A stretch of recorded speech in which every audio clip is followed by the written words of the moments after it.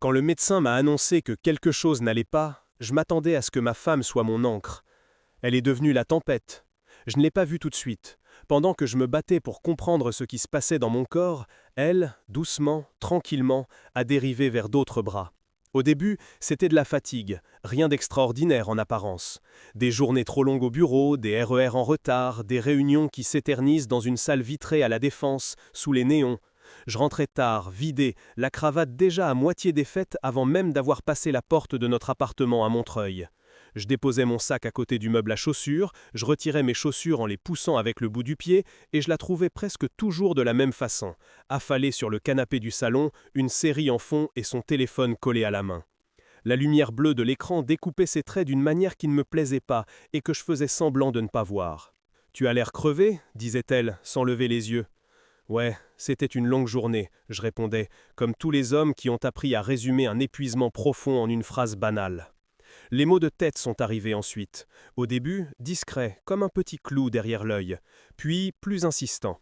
Les vertiges aussi, surtout le matin, en me levant trop vite.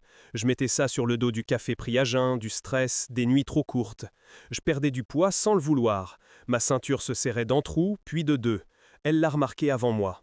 Un soir, elle m'a observé pendant que je retirais mon t-shirt dans la salle de bain. « Tu as maigri », a-t-elle lâché. « Ça ne te va pas, tu devrais voir un médecin. » Sa voix n'était pas inquiète, elle était sèche, comme si mon corps devenait soudain un dossier de plus à gérer. « C'est rien, j'ai juste beaucoup de boulot », ai-je marmonné.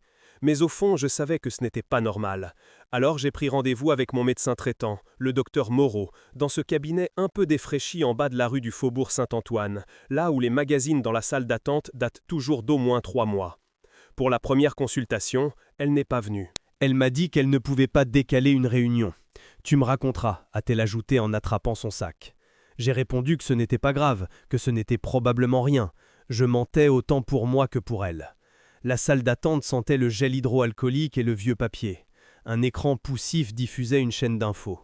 Quand l'assistante a prononcé mon nom, je me suis levé trop vite. Le sol a tangué une seconde. Un homme m'a demandé si ça allait. J'ai hoché la tête avec un sourire automatique. Le docteur Moreau m'a posé les questions habituelles. Sommeil, alimentation, stress. J'ai minimisé. Il a pris ma tension. Trop haute. Il a froncé les sourcils, griffonné quelque chose, puis il a prescrit une batterie d'examens. Des prises de sang, des examens complémentaires à l'hôpital Saint-Antoine. Ce n'est peut-être rien de grave, mais on ne va pas laisser ça comme ça, a-t-il dit calmement.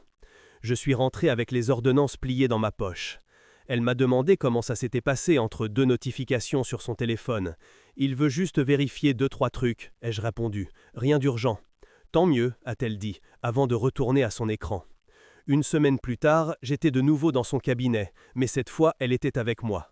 Pas parce qu'elle avait insisté, parce que, la veille, j'avais commencé à faire des malaises plus fréquents et que le docteur avait insisté pour me revoir rapidement. Elle avait soupiré en ajustant son agenda sur son application, puis avait concédé un « Ok, je viens ». Dans la salle d'attente, elle s'installait 2 chaises plus loin, le regard rivé à son téléphone. Je sentais son parfum, reconnaissable, mais je la sentais loin. Le docteur nous a fait entrer, a refermé la porte et s'est assis en face de nous, les mains posées sur un dossier qui semblait soudain plus épais que la dernière fois. Il a prononcé mon nom, puis ce mot que tout le monde redoute, doux et coupant à la fois. Résultat. Je n'ai plus vraiment entendu la suite comme une phrase continue. Il a parlé de maladies chroniques, de surveillance, de risques, de traitement, de changement de rythme de vie, de complications possibles. Chaque mot tombait sur moi comme une pierre. Je me suis tourné vers elle pour chercher une main, un regard. Elle ne m'a pas regardé. Ses yeux fixaient un point vague derrière le médecin. Ses bras étaient croisés. Elle semblait impatiente, plus que bouleversée. « Concrètement, ça veut dire quoi ?» a-t-elle lancé. « Il va mourir ou pas? Parce que là, vous parlez, mais on ne comprend pas. » Le docteur a pris le temps de accentuer expliquer que ce n'était pas une condamnation immédiate, mais que ce n'était pas anodin, que ce serait long, qu'il faudrait adapter beaucoup de choses, que le stress, le travail, l'alimentation, tout devrait être revu. Elle a pris la parole plus que moi, non pas pour comprendre ce que je risquais, mais ce que ça allait changer pour elle.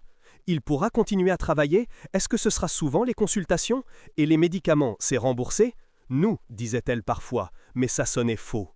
Sur le trajet du retour, dans la voiture, coincée sur le périphérique, la radio murmurait une chanson en fond. Je regardais les files de voitures, les scooters qui se faufilaient, le ciel gris de Paris. J'attendais un mot de sa part. « Tu devrais prévenir ton chef », a-t-elle dit sans me regarder. « Ils ne vont pas apprécier. »« Mon chef » ai-je répété. « C'est ça qui t'inquiète ?»« Tu veux que je pense à quoi ?» a-t-elle répliqué sèchement. « À ta maladie ou au fait que si tu ne travailles plus, on fait comment pour payer le loyer? Tout ça, ça nous retombe dessus aussi, tu sais. » Je l'ai regardée, mais elle n'a pas tourné la tête. J'ai eu un instant de lucidité. J'ai vu quelque chose dans son visage. Pas la peur de me perdre, la peur de perdre le confort de sa vie. Puis j'ai refermé les yeux sur cette pensée. Je me suis raconté que c'était le choc, qu'elle ne savait pas comment réagir, qu'elle s'ajusterait. On réécrit les gens qu'on aime pour pouvoir continuer à les aimer. Les jours suivants, je suis entré dans le monde des rendez-vous médicaux, des prises de sang à jeun dans des laboratoires froids, des consultations à la Pitié-Salpêtrière et à Saint-Antoine, des salles d'attente où tout le monde regarde le sol. Elle n'était pas toujours là. Souvent, elle avait un call important, une présentation à finir, une réunion client. Quand elle m'accompagnait, elle passait une bonne partie du temps à scroller sur son téléphone, impatiente, regardant l'heure toutes les 4 minutes. À la maison, elle était là physiquement, mais absente autrement. Elle passait du salon à la chambre avec son téléphone, ses écouteurs sans fil plantés dans les oreilles, les épaules tendues. Elle commençait à rentrer plus tard du bureau. « On a fait un after-work, c'était l'anniversaire de Claire », disait-elle, en retirant ses bottines, sans vraiment m'adresser un sourire. Elle sentait parfois un parfum qui n'était pas le sien. Au début, j'ai pensé que c'était celui de quelqu'un du bureau, transféré dans le métro. J'avais envie d'être naïf. Les nuits ont commencé à changer. Avant, elle venait se coller instinctivement contre moi en s'endormant. Peu à peu, elle s'est éloignée, jusqu'à dormir au bord du lit, tournée vers le mur. Quand je tendais la main, je rencontrais la froideur du drap. Un soir, alors que nous mangions des pâtes réchauffées, je triturais ma fourchette sans vraiment avaler. « Tu n'as presque rien mangé » a-t-elle remarqué. « Je n'ai pas très faim » ai-je répondu. « Ça fait plusieurs jours que tu n'as pas faim. »« Peut-être que je couvre quelque chose » ai-je tenté. Elle a soufflé. « On ne peut pas se permettre que tu tombes vraiment malade. » Cette phrase m'a percuté plus fort qu'un diagnostic. J'ai essayé de plaisanter. « Il faut que je relise mon contrat d'assurance vie, c'est ça ?» Elle n'a pas souri. Elle s'est levée, a rangé son assiette à moitié pleine dans l'évier, puis a annoncé qu'elle devait terminer un dossier. Elle est allée s'enfermer dans la pièce qui nous servait de bureau, refermant la porte juste assez pour que je comprenne que je ne devais pas la déranger. Je suis resté seul avec mon assiette froide, à écouter la ville derrière les vitres, et sa phrase tournait en boucle dans ma tête. « On ne peut pas se permettre que tu tombes malade. » Comme si c'était un caprice, comme si j'avais le choix. Les semaines ont passé. Mon corps m'envoyait des signaux que je ne pouvais plus ignorer. Des jours où monter les escaliers me semblait être une ascension. Des nuits où j'avais le cœur qui cognait trop fort. Mon monde se rétrécissait à la taille de cet appartement, de l'hôpital, du bureau. Le sien semblait s'élargir au contraire. Elle sortait plus souvent. Des afterworks qui s'éternisaient place de la République, des dîners d'équipe, des verres entre collègues dans le 11e. Elle rentrait en sentant la fumée des bars, le gin tonic et autre chose que je n'arrivais pas à nommer. Elle allait à la salle de sport maintenant, elle qui avait toujours dit détester ça. « Ça me vide la tête », disait-elle. Je voulais lui dire que ma tête à moi débordait. Je voulais lui parler de cette peur sourde qui m'accompagnait, de la sensation de trahir mon corps quand je faisais semblant d'aller bien.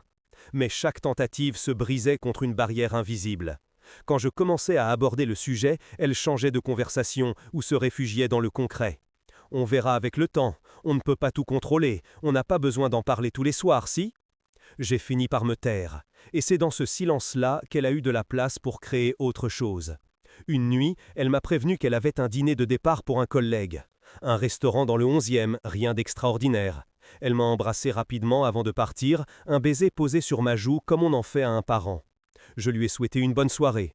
J'ai ajouté ces mots que je regrette presque aujourd'hui. « Ne t'inquiète pas, je vais bien. » Je ne suis pas allé bien. Pas ce soir-là.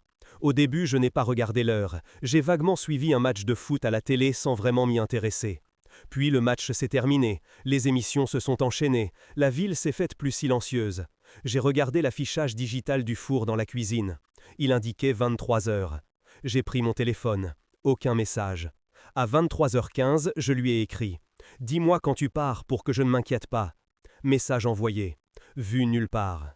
Pas même livré. Le petit indicateur restait figé. À minuit, mon cœur battait trop vite. J'ai essayé de l'appeler. Une fois, boîte vocale directement.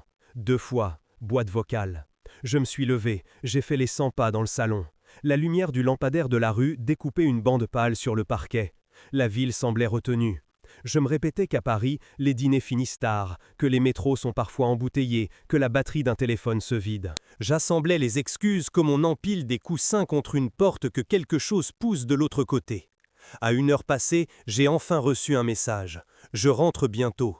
Bientôt, pas je suis dans le métro, pas désolé, pas même un smiley. Je lui ai répondu tout de suite. Ça va? Tu mets du temps? Aucune réponse.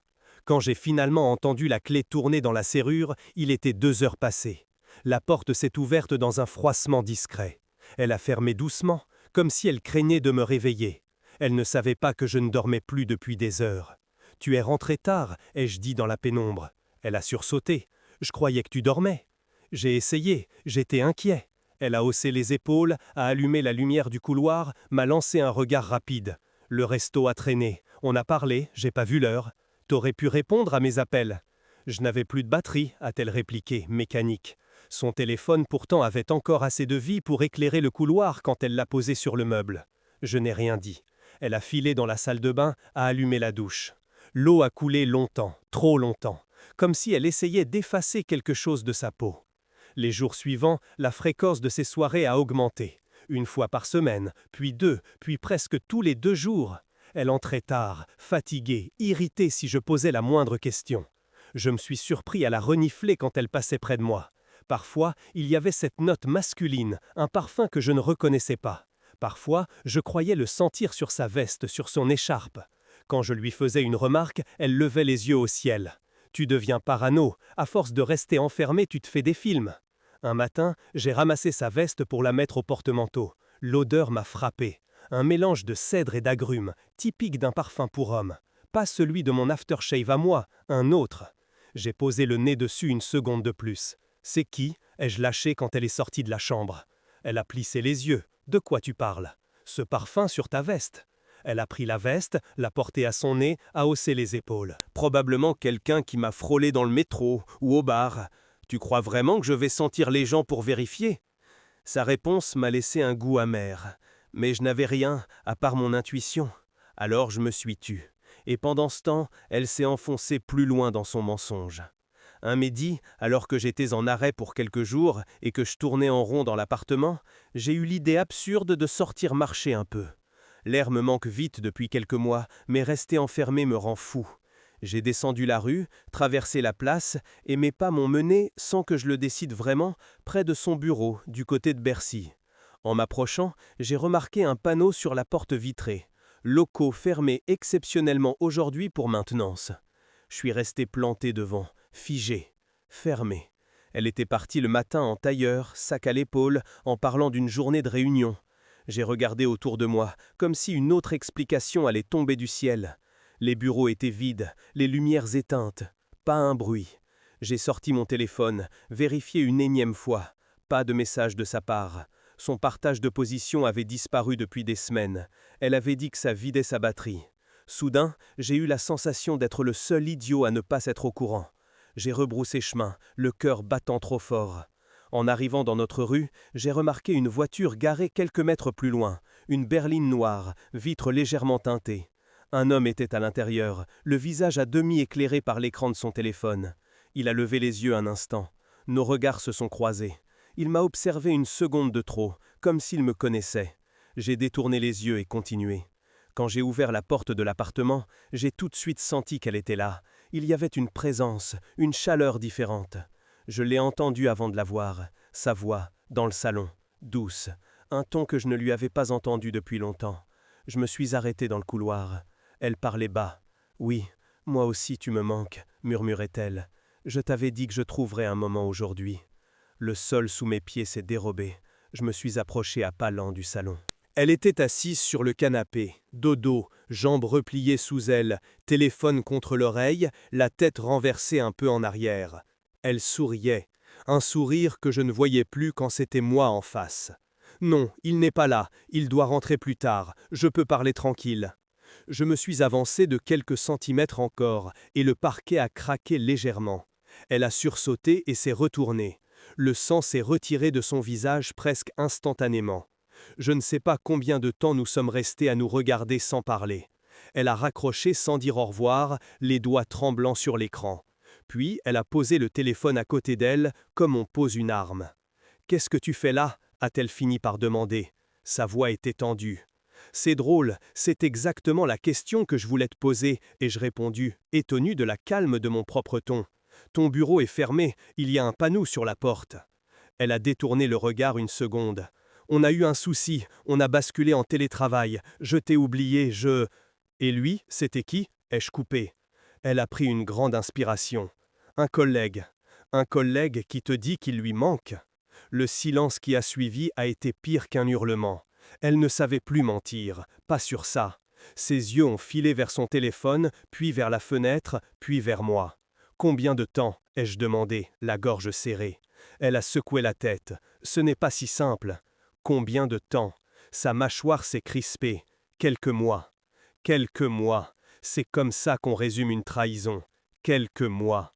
Alors que pour moi, ces mêmes mois avaient été ceux où mon corps s'effritait, où je m'accrochais à elle comme à une bouée. Depuis avant le diagnostic? Elle n'a pas répondu. C'était une réponse.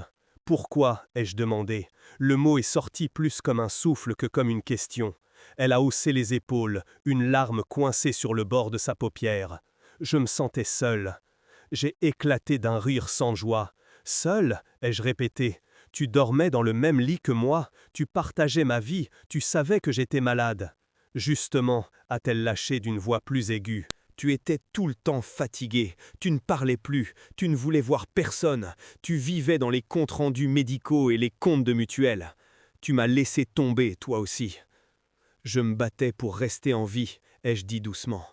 Elle a détourné les yeux, essuyé d'un geste impatient la larme qui menaçait de tomber. Tu t'es réfugié dans ta maladie, a-t-elle continué. Et moi, je me suis retrouvé à gérer tout le reste. L'angoisse, les papiers, la maison, ton humeur. Je n'en pouvais plus. Alors tu as trouvé quelqu'un d'autre, ai-je dit. C'est logique, c'est ça? Ce n'était pas prévu, a-t-elle murmuré. C'est arrivé. Il était là. Il m'écoutait. Il me faisait rire. Je me sentais vivante. J'ai ressenti quelque chose se déchirer en moi. C'est qui? Ai-je demandé. Donne-moi au moins ça. Elle a hésité longuement, puis elle a prononcé son prénom. Daniel. Le salon a semblé se rétrécir. Daniel. Pas un inconnu, pas un collègue lointain. Daniel, qui venait parfois voir les matchs chez nous, une bière à la main, qui m'envoyait des mèmes à 2 heures du matin en rigolant. Daniel, qui m'avait dit une fois, en sortant fumer sur le balcon, que j'avais de la chance de la voir, elle. Des morceaux de souvenirs ont ressurgi. Lui et elle dans la cuisine pendant que je restais au salon. Son rire un peu trop fort à une blague qu'il faisait. Sa façon à elle de se recoiffer quand il arrivait. Les fois où elle insistait pour qu'on l'invite quand je n'en voyais pas l'intérêt. Tout prenait un autre sens. Depuis quand, ai-je répété, même si elle avait déjà répondu. Elle s'est effondrée sur le canapé, les mains dans les cheveux. Je ne sais plus exactement. Avant que tu aies ton diagnostic, c'est flou. On parlait beaucoup, ça m'a échappé. J'ai senti la nausée morter. Tu peux partir, ai-je dit calmement. Elle a relevé la tête, surprise. Quoi? Là, tout de suite, sors de chez moi, j'ai besoin de silence. De chez toi? A-t-elle répété. C'est aussi chez moi. Peut-être, mais c'est aussi là que tu m'as trompé. Et là, maintenant, si tu restes, je vais dire des choses que je ne contrôlerai pas. Je suis fatigué, je suis malade, et en plus, tu viens de m'écraser le cœur. Alors, oui, j'ai besoin que tu sortes. Elle est restée figée quelques secondes. Elle attendait que je revienne sur mes mots, que je la retienne. Je ne l'ai pas fait. Je vais chez ma sœur, a-t-elle fini par dire. Très bien, ai-je répondu. Elle a pris un sac, l'a rempli de quelques affaires dans la chambre, en silence. Elle s'est arrêtée une seconde sur le pas de la porte, m'a regardé, comme si elle espérait encore un geste, un mot. Je n'ai rien dit. Elle est sortie. La porte s'est refermée dans un claquement net, familier, qui m'a rappelé toutes les fois où je l'avais entendue rentrer. Le vide a envahi l'appartement. Un vide différent de celui que je vivais depuis des mois. Un vide honnête, enfin. Je me suis affaissé sur le canapé, les mains serrées sur mes genoux. Je tremblais. Même respirer me demandait un effort. J'avais mal partout, mais c'était un mal qui ne se soignait pas avec un antalgique.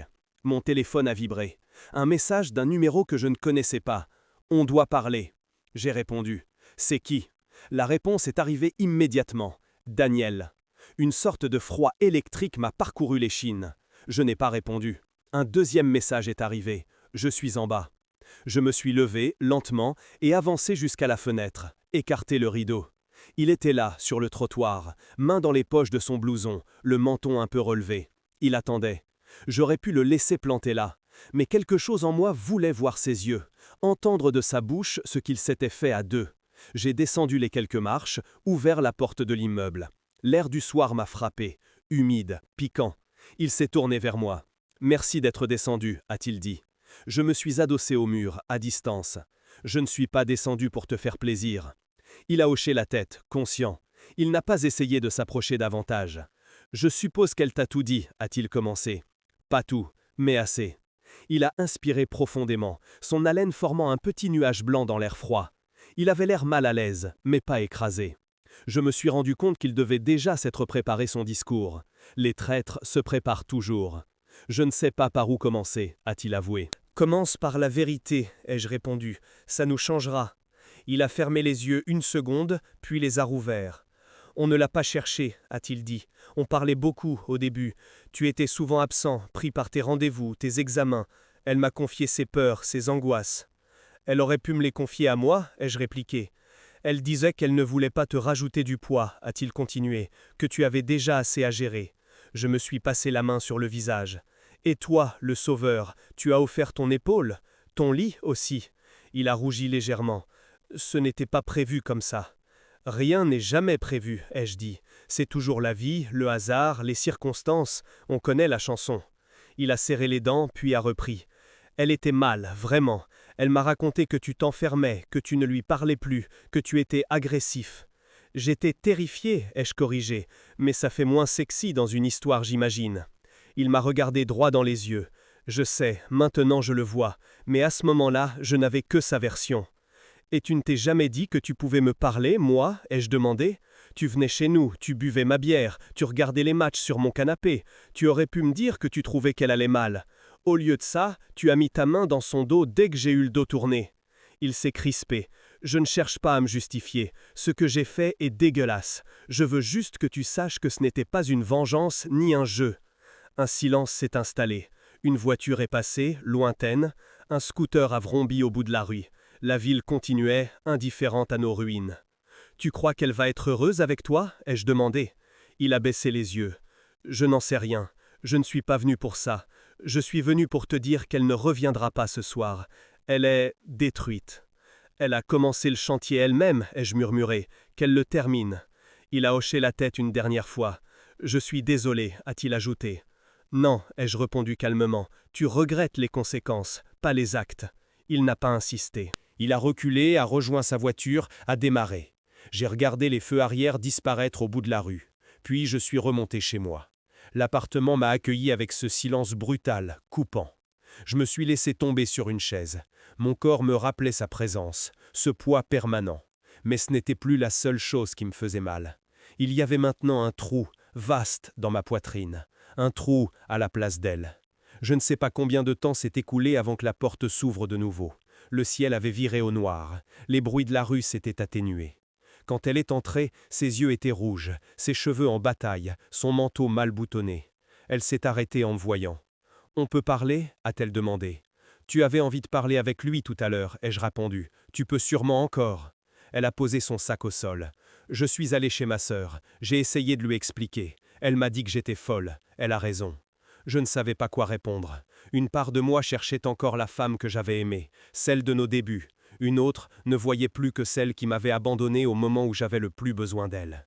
Elle est venue s'asseoir en face de moi, à la table. Ses mains tremblaient. « Je suis désolée » a-t-elle murmuré. « Tu détestes être seule avec ta culpabilité » ai-je dit. « C'est pour ça que tu veux qu'on parle. » Elle a secoué la tête. « Non, je veux comprendre comment on a pu en arriver là. » « Nous » ai-je fait, en soulignant le mot. « Tu veux vraiment m'inclure dans ce que tu as fait ?» Ses lèvres ont tremblé. « Tu étais en train de disparaître, jour après jour. Je me réveillais à côté de quelqu'un que je reconnaissais à peine. Tu ne te battais plus, tu te laissais glisser, tu ne sortais plus, tu ne riais plus, tu ne me regardais plus. Je l'ai fixé. Tu sais ce que c'est, toi, de signer un papier de l'assurance maladie pour une affection de longue durée à ton nom ? Tu sais ce que ça fait de voir des mots comme complications, risque vital, traitement au long cours, écrits à propos de toi? Je n'avais pas envie de rire. Elle a essuyé ses joues. Je ne dis pas que tu as eu tort d'avoir peur, je dis juste que tu n'as laissé aucune place pour ma peur à moi. Alors tu as pris ma maladie comme autorisation pour chercher du réconfort ailleurs, ai-je dit. Tu t'es dit que ça justifierait tout, que les gens comprendraient. La pauvre, elle a souffert elle aussi. Elle a baissé la tête. Je ne sais pas ce que j'ai pensé, je voulais juste respirer. Et moi, je faisais quoi, ai-je demandé. Je suffoquais, j'étouffais, je m'accrochais aux ordonnances, aux comptes rendus, à chaque petit signe qui disait que mon corps tenait encore un peu. Et toi, tu te disais que tu avais besoin de te sentir vivante dans un bar avec un autre homme. Le silence a épaissi. Est-ce que tu l'aimes, ai-je fini par demander. Elle a relevé les yeux, perdue. Je ne sais pas, ce n'est pas la question. Pour moi, si. Elle a hésité. Il m'a fait du bien, a-t-elle avoué. Cette phrase m'a glacé plus que tout le reste, parce qu'elle était simple, parce qu'elle était vraie à ses yeux. Elle ne cherchait plus à édulcorer. Qu'est-ce que tu veux maintenant, ai-je demandé. Elle a tendu la main par-dessus la table, comme si le geste allait tout effacer. Je veux qu'on essaye de sauver notre mariage, a-t-elle dit. Je veux être là pour toi. Je veux rattraper ce que j'ai fait. On peut aller voir un psy de couple, on peut poser des règles, je ne sais pas, mais je veux essayer. Sa main est restée suspendue dans l'air. Je l'ai regardée longtemps. C'était la même main qui avait serré la mienne à la mairie le jour de notre mariage, devant l'adjoint au maire, sous le regard de nos proches. La même main qui m'avait caressé les cheveux la première nuit qu'on avait passée ensemble à Lyon, dans cette petite chambre d'hôtel où on avait ri comme des adolescents. Mais je ne ressentais plus la même chose en la voyant. Je ressentais une usure, une fatigue immense. Je crois que je ne veux plus de ce nous-là, ai-je dit doucement. Elle a retiré sa main comme si elle s'était brûlée. Tu es en train de me quitter, a-t-elle demandé incrédule. Maintenant, alors que tu es malade? Justement, ai-je répondu. J'ai compris quelque chose aujourd'hui. Je me suis rendu malade à essayer de te faire rester dans une histoire où tu étais déjà parti. Je me suis accroché à l'idée que tu serais l'encre. Tu as été la tempête. Je ne veux plus me battre sur deux fronts, contre la maladie et contre toi. Elle s'est levée brusquement, a fait quelques pas dans la pièce, comme une bête enfermée cherchant une issue. Tu n'as pas le droit de me punir comme ça, a-t-elle lâché. On a des années derrière nous, on a un appartement, des projets, on parlait d'avoir un enfant, tu ne peux pas tout jeter pour une erreur. Ce n'est pas une erreur, ai-je dit. Une erreur, c'est un faux pas. Toi, tu as marché des kilomètres dans la mauvaise direction. Tu as construit une autre histoire derrière mon dos. Tu as choisi quelqu'un d'autre pendant que je me battais pour continuer à respirer. Ça, ce n'est pas un accident, c'est un choix. Elle est revenue s'asseoir lourdement. Des larmes coulaient sur ses joues sans s'arrêter. « Et si je te dis que je couperais tout contact avec lui ?» a-t-elle murmuré. « Que je changerais de boulot, que je ferais tout ce que tu veux ?» J'ai secoué la tête. « Je te crois, ai-je dit. Je crois que tu en es capable. Mais même si tu fais tout ça, il restera ce moment où tu as pensé que ma maladie te donnait un alibi pour me trahir. Comment veux-tu qu'on oublie ça ? Chaque fois que je serai fatigué, chaque fois que j'aurai un rendez-vous à l'hôpital, je me demanderai si tu es en train de chercher une sortie de secours. Je ne veux pas vivre comme ça. » Elle a enfoui son visage dans ses mains. « Qu'est-ce que tu vas faire ?» a-t-elle demandé d'une voix étouffée. « Je vais essayer de vivre, ai-je répondu. Elle a relevé la tête, un mince espoir traversant ses yeux. « Avec qui ?»« Avec moi, ai-je dit, sans toi. » Le silence qui a suivi a été plus lourd que tous les autres. Elle a compris que cette fois, il n'y aurait pas de marche arrière. « Je ne peux pas partir, a-t-elle murmuré. Pas maintenant. Demain, ai-je corrigé. Tu dormiras ici cette nuit si tu veux, dans le salon. Demain, tu commenceras à chercher une colocation, un studio, ce que tu veux. Je ne te mettrai pas dehors à la rue, je ne suis pas toi. » Elle a hoché la tête, vaincue. Je me suis levé. Mes jambes tremblaient un peu. La fatigue me frappait de plein fouet, mais c'était une fatigue différente. Il y avait, derrière, une sorte de clarté nouvelle. Comme si, pour la première fois depuis longtemps, je voyais le sol sous mes pieds. « Je vais me coucher, ai-je dit. Tu sais où sont les couvertures. » Elle m'a regardé s'éloigner. « Je t'ai aimé, a-t-elle murmuré. » Je me suis arrêté dans l'embrasure de la porte. « Moi aussi, ai-je répondu. Et c'est pour ça que ça fait si mal. » Je suis allé dans notre chambre. J'ai fermé la porte derrière moi. J'ai entendu le léger bruit du canapé qu'on déplie, le froissement d'un plaid. Puis plus rien, si ce n'est mes propres pensées. Allongé dans ce lit où nous avions dormi ensemble pendant des années, j'ai fixé le plafond dans l'obscurité. Mon corps me rappelait qu'il restait malade, oui, que j'avais des échéances, des examens, des traitements à venir. Mais il y avait, malgré tout, une sensation étrange, nouvelle. Elle n'était plus là comme repère, ni comme menace. Je n'étais plus accroché à quelqu'un qui m'avait lâché depuis longtemps. Je n'étais pas guéri, ni de la maladie, ni de la trahison. Mais pour la première fois depuis des mois, quelque chose en moi ressemblait à un début de liberté. Le lendemain matin, quand je suis sorti de la chambre, le canapé était vide. Un sac avait disparu du couloir. Sur la table, il y avait un trousseau de clés, sans porte-clés, posé bien au milieu comme un point final. Je les ai regardées longuement. Puis je les ai prises, j'ai ouvert la fenêtre et je les ai rangées au fond d'un tiroir. Pas comme un souvenir à chérir, comme une preuve de ce que j'avais décidé de laisser derrière moi. Et à partir de là, j'ai commencé, lentement, maladroitement, à apprendre ce que ça voulait dire de continuer sans elle. Pas mieux, pas plus simple, mais au moins, cette fois, avec la vérité.